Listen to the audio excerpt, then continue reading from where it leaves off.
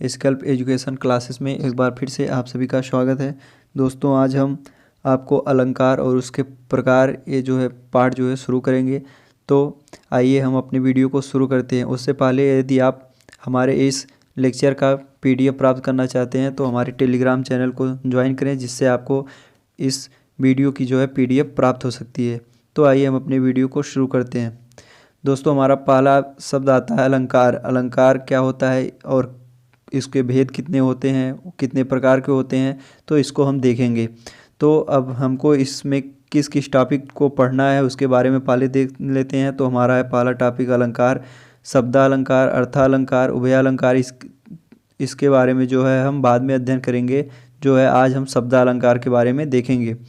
तो उसके बाद आपका आता है एक अनुप्रास अलंकार। अनुप्रास अलंकार के भेद, उसमें आता है 6 का अनुप्रास अलंकार, वृत्त्यानुप्रास अलंकार। उसके बाद आता है आपका लाटानुप्रास अलंकार, अंत्यानुप्रास अलंकार और श्रुत्यानुप्रास अलंकार। इतने जो है टॉपिक आज हम इस वीडियो में आपको बताएंगे।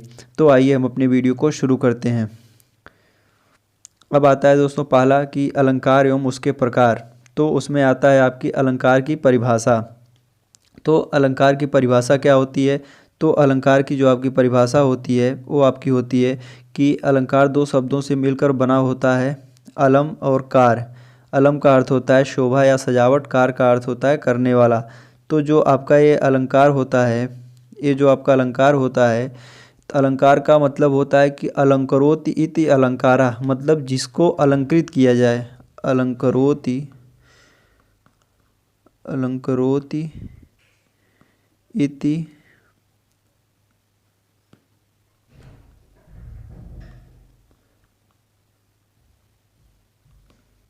इति अलंकारा। अलंकरोति इति अलंकारा का मतलब होता है कि जिसको अलंकृत किया जा सकता है या जिसको शोभान्वित किया जा सकता है, जिसको सजाया जा सकता है, उसका मतलब होता है अलंकार। उसको अलंकार कहा जाता है। अब इसमें हम देखेंगे कि अलंकार दो शब्दों से मिलकर बना होता है। तो आपका एक शब्द उसमें होता है अलम और दूसरा शब्द जो होता है वो आपका होता है कार। तो अब अलम का क्या अर्थ होता है और कार का क्या मतलब होता है उसके बारे में भी हम समझेंगे। तो आइए चलिए हम देखते हैं उसको भी। तो अब आप यहाँ पर देखेंगे अलम दो शब्दों से मिलकर बना होता है, एक अलम और एक कार। तो अलम का जो अर्थ होता है वो होता है शोभा या सजावट। क्या होता है? शोभा या सजावट। शोभा या सजावट। और कार का जो मतलब होता है वो होता है, कार का जो अर्थ होता है वो करने वाला, अर्थात करने वाला। तो इसका मतलब ये होता है कि जैसे काव्य की शोभा बढ़ाने वाले तत्वों को अलंकार कहते हैं। तो शोभा और सजावट, या आप शोभा कहिए या आप सजावट कहिए। करने वाला, किसका करने वाला? किसी काव्य की। तो काव्य की शोभा को बढ़ाने वाले उसके जो तत्व होते हैं, उनमें जो मतलब जिसके कारण उनकी शोभा बढ़ती है, वो जो तत्व होते हैं उसको जो है आप क्या कहते हैं? अलंकार कहते हैं। अब हम आगे चलते हैं अगली स्लाइड पर। तो अगली स्लाइड पर देखते हैं कि अलंकार के प्रकार। अलंकार के कितने प्रकार होते हैं उसके बारे में देखते हैं। तो आपके जो अलंकार होते हैं वो 3 प्रकार के। आपका एक शब्दालंकार होता है, दूसरा आपका अर्थालंकार होता है, तीसरा आपका उभयालंकार होता है। तो शब्दालंकार क्या होता है? तो शब्दालंकार हम अगली स्लाइड में देखते हैं शब्दालंकार क्या होता है। तो शब्दालंकार कि जिस अलंकार में शब्दों के माध्यम से चमत्कार उत्पन्न होता है उसे शब्दालंकार कहते हैं। जैसे अनुप्रास अलंकार, यमक अलंकार, श्लेष अलंकार और वक्रोक्ति अलंकार। तो ये जो होते हैं इनमें जो है आपके शब्दों के मतलब शब्दों के माध्यम से जो है चमत्कार उत्पन्न होता है। तो ये जो होते हैं आपके शब्दालंकार होते हैं। उसके बाद आप देखेंगे तो आपका आता है पहला जो अलंकार आता है वो आता है अनुप्रास अलंकार। पहला अलंकार क्या आता है? अनुप्रास अलंकार। तो अब आप अनुप्रास अलंकार में देखेंगे कि अनुप्रास अलंकार की परिभाषा, उसके प्रकार कौन कौन से प्रकार होते हैं तो उसको देखेंगे। तो अनुप्रास अलंकार, अनुप्रास जो होता है आपका, ये जो अनुप्रास होता है, अनुप्रास जो ये होता है, यहाँ पर आप समझिए जो आपका ये अनुप्रास होता है ये 2 शब्दों से मिलकर बना होता है। ये भी जो है 2 शब्दों से मिलकर बना होता है। एक आपका होता है अनु, एक शब्द होता है आपका एक अनु, और दूसरा एक शब्द होता है प्रास। दूसरा शब्द क्या होता है? प्रास। तो अनु का अर्थ जो होता है आपका बार बार, क्या होता है यहाँ पर? अनु का अर्थ जो होता है आपका बार बार, जो अनु का अर्थ होता है वो आपका होता है बार बार। उसके बाद जो प्रास का अर्थ होता है वो वर्ण होता है। प्रास का अर्थ क्या होता है? वर्ण होता है। अब आप इस शब्द अनुप्रास जो आपका एक शब्द है, इस शब्द के ही माध्यम से आप जो है परिभाषा को बता सकते हैं कि अर्थात जहाँ एक ही वर्ण की आवृत्ति, जहाँ एक ही वर्ण की आवृत्ति बार बार, यहाँ से आप लीजिए बार बार और यहाँ से आप वर्ण ले लीजिए, तो जहाँ एक ही वर्ण की आवृत्ति बार बार होती है या लगातार कई बार होती है, तो वहाँ पर जो होता है आपका अनुप्रास अलंकार होता है। अब इसको हम उदाहरण के माध्यम से आपको समझाते हैं कि जहाँ एक ही वर्ण की आवृत्ति लगातार कई बार होती है, वहाँ जो आपका होता है अनुप्रास अलंकार होता है। अब जैसे आप इसको जैसे समझिए कि जय जय भारती भूमि भवानी, अमरों ने भी तेरी महिमा बारंबार बखानी, ये जो है आपका। अब इसमें देखेंगे आप ज, उसके बाद भारत, भूमि, भवानी, ये जो है आपका कई वर्णों की आवृत्ति जो है बार बार हुई है या लगातार हुई है, तो यहाँ पर जो होगा आपका अनुप्रास अलंकार होगा। अब हमने आपके लिए एक और अच्छे तरीके से एक दोहा के माध्यम से जो है अनुप्रास अलंकार की परिभाषा, उसको किस प्रकार से पहचान सकते हैं, ये जो हमने एक दोहा बनाया है, इस दोहे के माध्यम से आप बहुत अच्छी तरीके से समझ सकते हैं कि एक वर्ण ही जब कहीं आवे बारंबार, अनुप्रास अलंकार के लिए है जो आपका ये दोहा है, ये आपके अलग अनुप्रास अलंकार के लिए है कि जब, इसको आप देखेंगे बहुत ध्यान से देखिए कि एक वर्ण ही जब कहीं आवे बारंबार, उस बारंबार चमका चमक चंचल नयन अनुप्रास अलंकार। जैसे यहाँ पर अब ये जो चमका और चमक चंचल नयन ये जो लिखा गया है, ये आपका जो है एक उदाहरण के लिए लिखा गया है कि चमका चमक चंचल नयन, ये जो है आपके एक उदाहरण के लिए लिखा गया है कि एक वर्ण ही जब कहीं आवे बारंबार, कोई वर्ण देखिए परिभाषा से लिखा गया है, जहाँ एक ही वर्ण की आवृत्ति लगातार कई बार होती है तो वहाँ पर अनुप्रास अलंकार होता है। उसी के माध्यम से हमने दोहे में बनाया है कि एक वर्ण ही जब कहीं आवे बारंबार, चमका चमक चंचल नयन अनुप्रास अलंकार। चमका चमक मतलब चमका चमक चंचल, ये जो है चा जो इसमें शब्द आ रहे हैं, वर्ण मतलब कई बार इनकी आवृत्ति हो रही है, तो यहाँ पर जो होगा आपका अनुप्रास अलंकार होगा। कौन सा अलंकार होगा? तो यहाँ पर जो आपका अलंकार होगा आपका अनुप्रास अलंकार होगा। अगर आप ये दोहा याद कर लेते हैं तो बहुत अच्छे तरीके से आपको जो है अनुप्रास अलंकार समझ में आ जाएगा। अगर आप दोहा भी कहीं पर लिख देते हैं और परिभाषा नहीं लिखते हैं और इसके बाद दोहा लिखने के बाद आप नीचे लिख देते हैं कि एक ही वर्ण की आवृत्ति लगातार कई बार होती है, तो वहाँ पर अनुप्रास अलंकार होता है। इस उपरोक्त दोहे के अनुसार आप समझ सकते हैं, तो उससे जो है आपको अच्छा नंबर जो है प्राप्त हो सकता है। तो एक ही वर्ण जब कहीं आवे बारंबार, चमका चमक चंचल नयन अनुप्रास अलंकार, ये जो है आपका होता है। ये दोहे के माध्यम से आप जो है समझ सकते हैं। इसके बाद फिर हम अगली स्लाइड पर चलते हैं। अगला है हमारा कि अनुप्रास अलंकार के कितने भेद होते हैं। तो अनुप्रास अलंकार की जो आपके भेद होते हैं वो 5 भेद होते हैं। आपका पहला जो होता है छेका अनुप्रास अलंकार, दूसरा होता है वृत्त्या अनुप्रास अलंकार, तीसरा होता है लाटा अनुप्रास अलंकार, चौथा होता है अंत्या अनुप्रास अलंकार और पांचवा होता है श्रुत्या अनुप्रास अलंकार। तो अब आप देखेंगे इसमें कि जो आपका ये अनुप्रास अलंकार इसमें हमने आपको बताया है, तो अब इसमें देखेंगे कि छेका अनुप्रास अलंकार, वृत्त्या अनुप्रास अलंकार, लाटा अनुप्रास अलंकार, अंत्या श्रुत्या, ये क्या होते हैं, कैसे इनको समझा जा सकता है, तो अभी आगे इसको हम अच्छे से समझेंगे। यहाँ पर अब आप देख लीजिए, जैसे आपको ये परिभाषा याद नहीं है, मतलब इसके प्रकार जो है भूल जाते हैं, भेद जो है इसके भूल जाते हैं, तो यहाँ पर भी एक दोहा आपके लिए है। तो यहाँ पर आप दोहा देखेंगे कि अनुप्रास अलंकार के होते 5 प्रकार या प्रकाश यहाँ पर लिखा जाता है, प्रकार नहीं लिखा जाता है। तो यहाँ पर प्रकाश, छेका, लाटा, वृत्त्या व श्रुत्या, अंत्या अनुप्रास।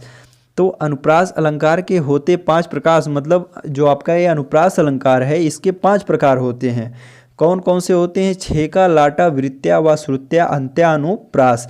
ये जो है छेका अनुप्रास अलंकार, लाटा अनुप्रास अलंकार, वृत्त्या अनुप्रास अलंकार, श्रुत्या अनुप्रास अलंकार और अंत्या अनुप्रास अलंकार, ये जो है आपके 5 जो हैं अनुप्रास अलंकार के भेद होते हैं। आपका छेका हुआ, वृत्त्या हुआ, लाटा हुआ, अंत्या हुआ, श्रुत्या हुआ, ये जो है आपके पांचों भेद होते हैं। इसके बाद फिर हम अगली स्लाइड पर चलते हैं। अगला हमारा है कि छेका अनुप्रास अलंकार क्या होता है। तो छेका अनुप्रास अलंकार आपका होता है कि जहाँ कोई वर्ण लगातार 2 बार प्रयोग में आए वहाँ छेका अनुप्रास होता है। जहाँ कोई वर्ण जो है 2 बार लगातार प्रयोग में आए तो वहाँ पर जो होता है आपका छेका अनुप्रास अलंकार होता है। अब जैसे इसको दोहे के माध्यम से आप समझेंगे कि जहाँ अनेक वर्ण की आवृत्ति एक समीप, एक वर्ण की आवृत्ति एक समीप, बाल बेली सुखी सुखद, छेका प्रवास महीप प्राश महीप। तो यहाँ पर देखेंगे कि मतलब एक अनेक वर्णों की आवृत्ति एक समीप, मतलब कि जहाँ कोई वर्ण जो है लगातार 2 बार प्रयोग में आ जाता है तो वहाँ पर जो आपका अलंकार होता है तो छेका अनुप्रास अलंकार होता है। अब आप देखेंगे कि यहाँ पर उदाहरण जो है आपका जैसे सूर समीर करनी करही, तो यहाँ पर शो सा आया, उसके बाद यहाँ पर सा आया, रा आया, ये भी रा, इसकी जो है आवृत्ति हुई।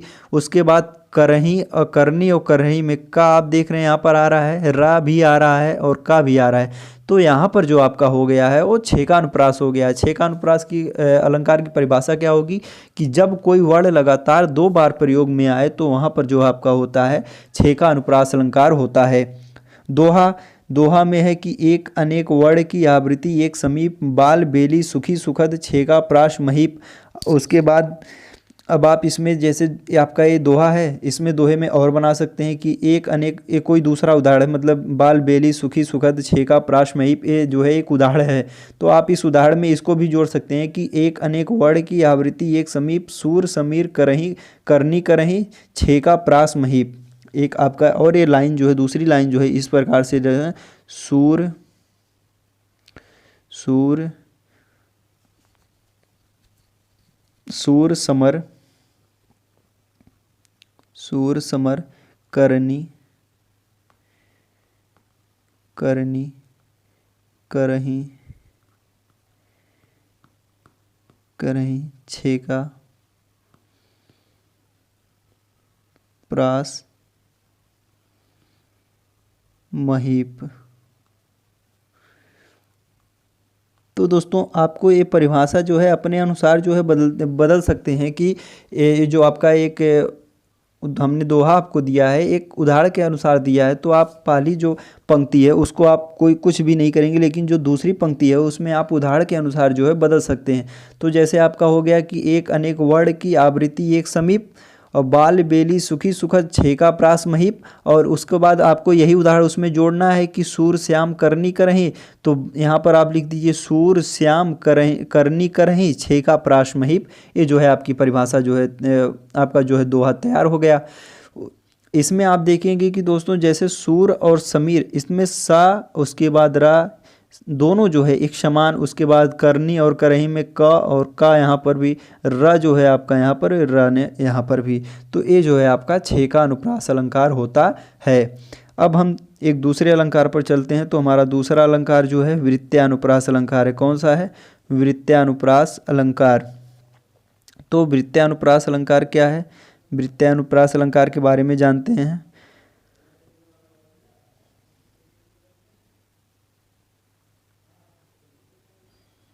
तो आपका जो ये वृत्त्यानुप्रास अलंकार होता है, जो आपका वृत्त्यानुप्रास अलंकार होता है कि जहाँ एक वर्ण की आवृत्ति लगातार 2 से अधिक बार होती है वहाँ वृत्त्यानुप्रास अलंकार होता है।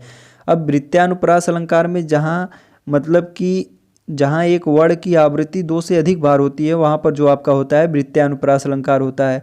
अब इसको हम एक उदाहरण के माध्यम से समझते हैं। उदाहरण यहाँ पर नहीं टाइप हुआ है, तो उदाहरण आपका है कि भूरी भूरी भूरी भूरी भूरी भेदभाव,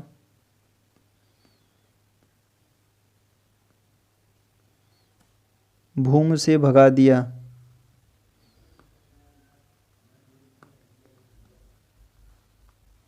भूमि से भाग दिया। तो अब आप देखेंगे कि जहाँ एक वर्ण की आवृत्ति लगातार 2 से अधिक बार होती है वहाँ वृत्त्यानुप्रास। तो यहाँ पर आप देखेंगे भा भूरी में जो है भा आया है, उसके बाद फिर भूरी आया है शब्द, उसमें भी आपका जो है भा आया हुआ है। तो उसके बाद फिर आप देखेंगे भेदभाव में भी भा आया है, भूमि इसमें भी भा आया है, तो भा इसमें भी भा है। तो यहाँ पर अब आप इसको उदाहरण से समझिए, इसके उदाहरण से समझिए कि जैसे यहाँ पर जो है कि वर्णों की आवृत्ति जब हो एकाधिक खास, करचरण चोट चटकन चकोर बने वृत्यानुप्रास। अब इसमें भी आप अपना बना सकते हैं, आप अपने मन से भी दोहा बना सकते हैं कि वर्णों की आवृत्ति जब हो एकाधिक खास, भूमि भेद भाव भूमि से भगा दिया वृत्यानुप्रास। अब यहाँ पर आप देखेंगे अपने आप से दोहा इसको बनाइए कि वर्णों की आवृत्ति जब हो एकाधिक खास, चरण चोट चटकन चकोर बने वृत्यानुप्रास। तो यहाँ पर अब आप इसको जोड़ दीजिए कि भूमि भेद भाव भूमि से भगा दिया वृत्यानुप्रास। ये जो है आपका एक उदाहरण भी, इसमें जो हम आपको दोहा बता रहे हैं इसमें आपका उदाहरण भी है और आपका जो है एक उसकी परिभाषा भी है कि वर्णों की आवृत्ति जब हो एकाधिक खास, मतलब एकाधिक खास या बार आप लिख सकते हैं। तो उसके बाद आपका होगा भूमि भेद भाव भूमि से भगा दिया वृत्या अनुप्रास। ये जो है आपका वृत्यानुप्रास होता है। वृत्यानुप्रास क्या होता है एक बार फिर से आप समझेंगे पूरा। तो वृत्यानुप्रास में होता है कि वृत्यानुप्रास में जहाँ एक वर्ण की आवृत्ति लगातार 2 से अधिक बार होती है तो वहाँ पर जो आपका होता है वृत्यानुप्रास अलंकार होता है। अब हम अगले स्लाइड पर चलते हैं। अगला अलंकार हमारा कि लाटानुप्रास अलंकार। जो अगला हमारा है लाटानुप्रास अलंकार। तो लाटानुप्रास अलंकार क्या होगा?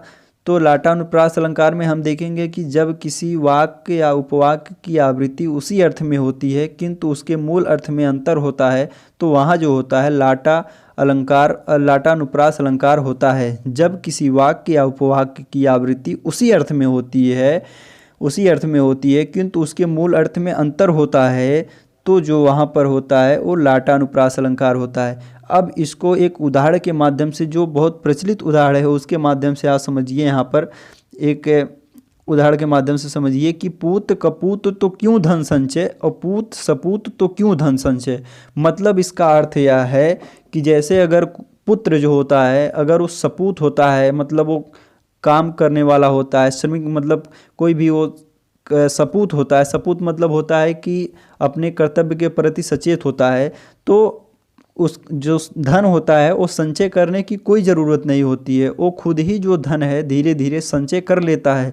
लेकिन पूत कपूत तो क्यों धन संचय, अगर पूत कपूत होता है तो उसके पास कितना भी धन होता है वो संचय उसका नहीं कर पाता है, बल्कि वह धीरे धीरे पूरे धन को जो है समाप्त कर देता है। तो देखिए यहाँ पर जो पंक्ति आई है उसका अर्थ जो है उसी अर्थ में होता है, किंतु उसका मूल अर्थ जब आप इसका अर्थ देखेंगे तो आपको ऐसे समझ में नहीं आएगा, लेकिन जब इसके मूल अर्थ में जाएंगे तो इसका जो है अंतर समझ में आता है कि पूत जब सपूत होता है तो धन संचय की कोई ज़रूरत नहीं होती है, लेकिन जब पूत कपूत होता है तो भी धन संचय की कोई ज़रूरत नहीं होती है, क्योंकि जो आपका कपूत पुत्र होता है वो आपके धन को धीरे धीरे नष्ट कर देता है, बर्बाद कर देता है, और जो सपूत पुत्र होता है वो धीरे धीरे आपका जो है धन जो है वो संचय कर लेता है। यही जो इसका अंतर होता है। तो इसमें अब आप देखेंगे आपका एक उदाहरण और है कि राम भजन जो करत नाही भव बंधन भय ताहि, राम भजन जो करत नाही भव बंधन भय ताहि। तो यही जो आपका ये होता है कि जब किसी वाक्य या उपवाक्य की आवृत्ति उसी अर्थ में होती है किंतु उसके मूल अर्थ में अंतर होता है, वहाँ आपका जो होता है लाटानुप्रास अलंकार होता है। अब इसको दोहे के माध्यम से किस प्रकार समझेंगे? तो दोहा आपको जो समानार्थक शब्द पद अन्वय करे प्रास, जो समना अर्थ शब्द है पद है लाटा अनुप्रास। मतलब इसमें समानार्थक शब्द एक प्रकार से अन्वय उसका करके आप अर्थ को निकालते हैं तो वो जो होता है आपका लाटा अनुप्रास अलंकार होता है। अगले स्लाइड पर चलते हैं। अगली स्लाइड हमारी है अंत्यानुप्रास अलंकार। तो अंत्यानुप्रास अलंकार हम देखते हैं क्या होता है। तो अंत्यानुप्रास अलंकार में जब किसी पंक्ति में अंतिम अक्षर की आवृत्ति लगातार होती है, तो वहाँ जो होता है अंत्यानुप्रास अलंकार होता है। तो अब जैसे इसमें आप देखेंगे कि वर्णों स्वर जब एक से आवे पद के अंत वर्णों स्वर जब एक से आवे पद के अंत, अंत्यानुप्रास भेद में कविता रहे तुकांत। मतलब इस अंत्यानुप्रास को जो है, अंत्यानुप्रास अलंकार को पहचानने का एक बहुत अच्छा तरीका है कि इसका जो अंत है वहाँ पर जो है एक दूसरे के तुकांत आते हैं। जैसे यहाँ पर है प्रभु जी तुम दीपक हम बाती, जाकी ज्योति बड़े दिन राशि। तो बाती और राशि जो है एक दूसरे के तुकांत शब्द हैं। तो इस प्रकार के अंतिम अक्षर की आवृत्ति जो है वो लगातार होती है। तो यहाँ पर जो होता है आपका अंत्यानुप्रास होता है। यहाँ पर जो राशि है, यहाँ पर राशि शब्द नहीं है, यहाँ पर राति शब्द है। क्या है? राति। नहीं तो कहाँ से तुकांत शब्द होगा? ये जो आपका मिसटाइपिंग हुआ थोड़ा सा कि प्रभु जी तुम दीपक हम बाती और जाकी ज्योति बड़े दिन राती। तो ये जो है राति और बाती ये दोस्तों एक दूसरे के जो है तुकांत शब्द हैं। इसलिए यहाँ पर कौन सा अलंकार हुआ है? अंत्यानुप्रास अलंकार हुआ है। इसका उदाहरण क्या, मतलब इसको जो है हम दोहे के माध्यम से किस प्रकार समझेंगे? तो वर्णों स्वर जब एक से आवे पद के अंत, अंत्यानुप्रास भेद में कविता रहे तुकांत। तो इस जो है दोहे के माध्यम से हम समझेंगे कि अंत्यानुप्रास भेद में कविता रहे तुकांत मतलब अंत्यानुप्रास के अंत में जो है, जो उसका उदाहरण रहेगा उसके अंत में जो है तुकांत शब्द जो है आते हैं। उसके बाद फिर हम अपने अगले अलंकार पर चलते हैं। हमारा अगला अलंकार है कि श्रुत्यानुप्रास अलंकार, और अंतिम है आपका कि जब एक ही वर्ग, माधुर्य वर्ग तथा ता वर्ग के वर्णों की आवृत्ति बार बार होती है तो उसमें जो है श्रुत्यानुप्रास अलंकार कहते हैं। इसमें जो आपका होता है उच्चारण स्थान से संबंधित होता है। तो इसमें आपका जैसे ता, था, द, ध, न, तो इसमें जो है आपका ओष्ठ जो है काम करता है। तो यहाँ पर देखेंगे कि जब एक ही वर्ग के वर्णों की आवृत्ति बार बार होती है तो वहाँ पर जो आपका होता है श्रुत्यानुप्रास अलंकार होता है। तो अब उदाहरण में जैसे दीनांत था, थे, दीनांत डूबते, सधेनु आते, गृह ग्वाल बाल थे। तो अब इसमें जैसे आप उदाहरण के माध्यम से समझेंगे कि उच्चारण स्थान जब मुख में हो कोई खास, तुलसी सीदत निस दिन है, उसमें श्रुत्यानुप्रास। इसका जो है पहचानने का जो सबसे अच्छा तरीका है, जो आपका श्रुत्यानुप्रास अलंकार होता है, इसको जो है पहचानने का जो सबसे बढ़िया तरीका होता है, इसमें जो है उपचार स्थान के माध्यम से जो है समझाने का प्रयास किया जाता है। तो यहाँ पर है दीनांत था, थे, दीनानाथ डूबते, शधेनु आते, गृह ग्वाल बाल थे। तो यहाँ पर जो आपका हुआ श्रुत्यानुप्रास अलंकार होता है। दोस्तों इसी के साथ आज का जो हमारा वीडियो था यहीं पर समाप्त होता है। कल इसके आगे हम आपको यमक अलंकार, उसमें वक्रोक्ति अलंकार, काकू वक्रोक्ति अलंकार, श्लेष वक्रोक्ति अलंकार, उसके बाद आपका अर्थालंकार में उपमेय, उपमान, उदाहरण, इसमें इसके माध्यम से हम सब कुछ आपको अच्छे तरीके से समझाएंगे। तो दोस्तों बस आज के लिए इतना ही। अगर वीडियो आपको अच्छा लगा हो तो लाइक, सब्सक्राइब और कमेंट जरूर करें, और दोस्तों वीडियो को ज़्यादा से ज़्यादा शेयर करें। धन्यवाद, मिलते हैं अगले वीडियो में।